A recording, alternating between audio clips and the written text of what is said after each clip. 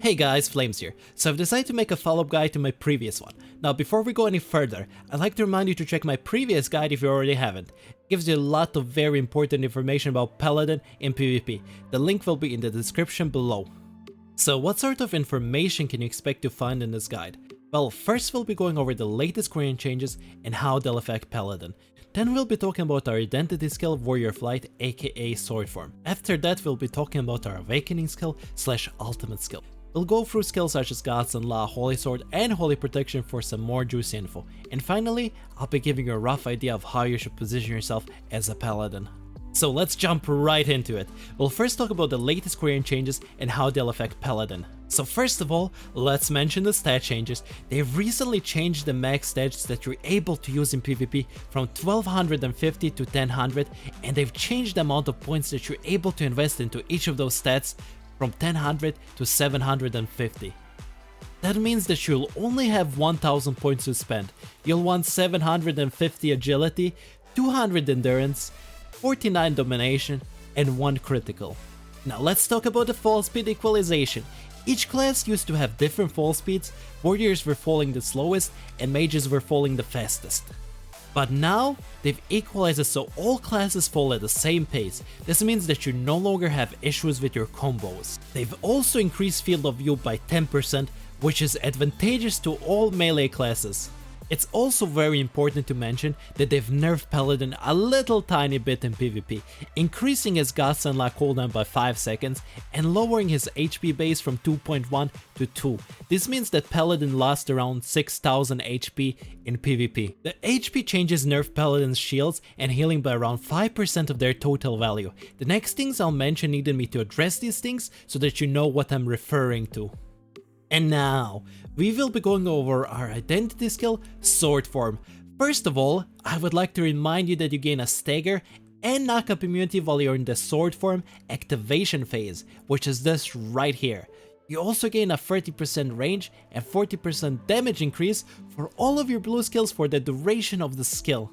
Now, I'll be a bit more specific on when you'd want to activate your identity skill, Sword Form. You first want to make sure that you have enough health to survive, then you want to make sure that you have enough mana to cast your skills, and after that, look at your Execution of Justice and Holy Sword cooldowns. If one of those skills is off cooldown, or close to being off cooldown, then that should be a clear sign that you can use Sword Form. If you just used either of those two skills and they're both on cooldown, then I don't recommend using Sword Form just yet. Alright, now we'll be talking about what sort of combos you should be doing while you're in your Sword Form. Make sure to keep your combos as simple as possible. Your main objective will be to land your Holy Sword and Execution of Justice onto the enemy.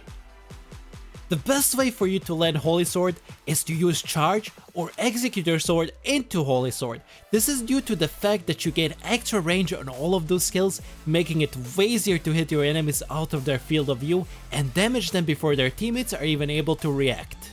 The easiest way to land Execution of Justice is to just press space and dash into your enemy right into Execution of Justice. Alright, before we head over to the next part, let's talk a bit about Paladin's second Awakening / Ultimate skill, Lutheran Court.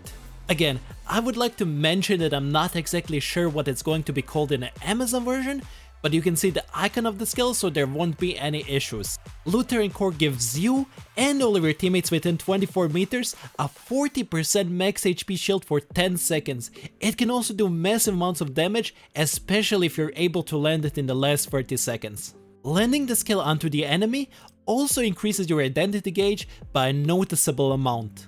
Now, what's really important with this skill is landing it at the right time. You have to make sure that you and your team get a lot of use out of the 40% max HP shield that you're given.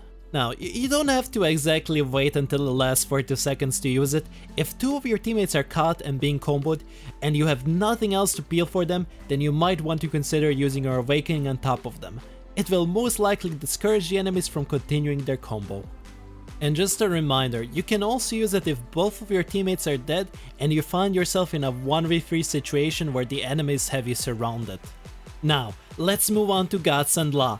I've explained a lot of stuff about Gods and Law in my previous guide. If you haven't seen it already, then I strongly suggest that you check it out. It has a ton of important information regarding Paladin. Okay, so the way God's Unlaw works is that it gives anyone standing inside of it a 70% damage reduction as well as a 5% max HP shield.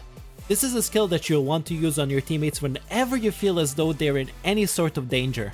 I've also changed my opinion on when you should be using your God's Unlaw. The most important thing about God's Unlaw is to keep it until you see one of your teammates caught and use it on them in that very instant. For classes like Artillerist, you might need to delay the use of God's Unlaw by a second or two, seeing as their combo isn't instant and your God's Unlaw might run out of time by the time the rocket hits the ground. You could also use it on yourself if you see that there's no other alternative and that you're about to get caught. Poking should be the last thing you do with God's Unlaw. By priority, I'd say first is using it on your teammates, then on yourself, then poking the enemies with it. You should try your best to position yourself behind your teammates before you use God's Unlaw, as positioning is very important. If you're standing too close to the enemies, then they can just interrupt you. Now, let's talk about Holy Sword. After the Equalized class fall speeds, you'll be able to use Charge or Execute their sword and connect it into Holy Sword every time. This is all you needed to know about Holy Sword, the rest is in my old guide. Now, we move on to Holy Protection. The healing tripod of the skill has been changed by a slight margin due to Paladin's health pool changes.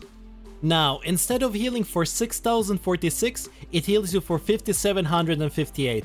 I still recommend healing tripod over damage tripod for this skill. Finally, we'll be talking about how you should be playing Paladin. There's one general rule that I tell every single Paladin. If your God's Unlaw is off cooldown, then you should make sure to stay behind your teammates and wait for an opportunity to use it on them. When you see an enemy jumping on your teammate and catching them, then that's when you pop your God's Unlaw under your teammate. If your God's Unlaw is on cooldown, then you should make sure that you're a bit more frontline and try your best to tank for your team with the skills that give you shields when you use them. In the case of my build, those skills are Execution of Justice and Charge. Both of those skills give you a 7.5% max HP shield for a few seconds. You can also use a God's Unlaw under yourself protectively if you find yourself surrounded. Anyways, I would like to thank you for sticking so long through this video. If you have any more questions, then you should probably check out my other guide video as it explains skills / combos and everything you need to know about Paladin. I would like to thank you for watching and please subscribe if you found this guide helpful in any way. Thank you.